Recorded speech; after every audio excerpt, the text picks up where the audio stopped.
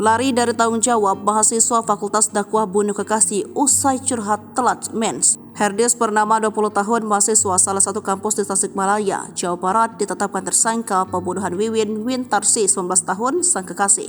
Kasus tersebut sontak jadi perhatian netizen. Mereka langsung mencari tahu Instagram pelaku dan korban hingga akhirnya berhasil ditemukan. Pada penelusuran akun Instagram Wiwin, diketahui yang bersangkutan sangat cinta dengan pelaku. Bahkan bisa disimpulkan Wiwin bucin dengan Herdis. Postingan di bulan Juli lalu salah satu buktinya. Sepertinya Wiwin merayakan hari jadi hubungannya dengan Herdis. Sebaliknya, Herdis sama sekali tak pernah mengunggah apapun terkait kehidupan asmaranya. Padahal menurut pengakuan Herdis, dirinya dan Wiwin sudah 4 tahun pacaran. Usai peristiwa itu viral, Herdis dibully habis-habisan oleh netizen. Itu karena perbuatannya yang sudah tak manusiawi. Di satu sisi, Herdis merupakan mahasiswa Fakultas Dakwah dengan program studi ilmu tasawuf dalam satu kampus di Tasikmalaya. Mereka tak menyangka bahwa Herdis yang mestinya punya pengetahuan agama bisa tega melakukan perbuatan tersebut. Herdis membunuh Wiwin karena panik setelah mendengar pengakuan telat menstruasi. Kepala Polresta Tasikmalaya AKBP Zainal Abidin mengatakan kasus ini bermula saat korban mendatangi kampus pelaku. Korban mengaku belum haid selama 2 bulan belakangan.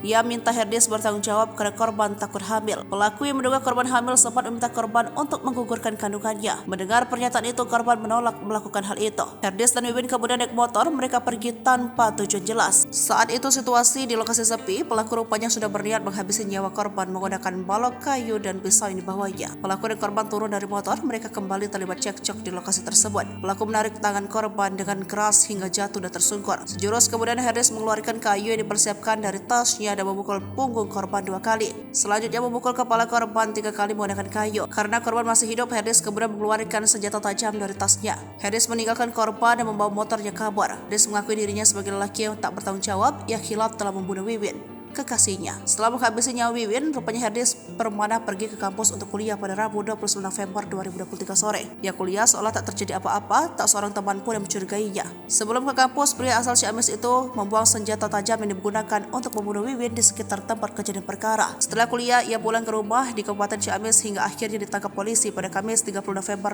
2023 pukul 1. Ia digelandang ke kantor polisi untuk mempertanggungjawabkan perbuatannya.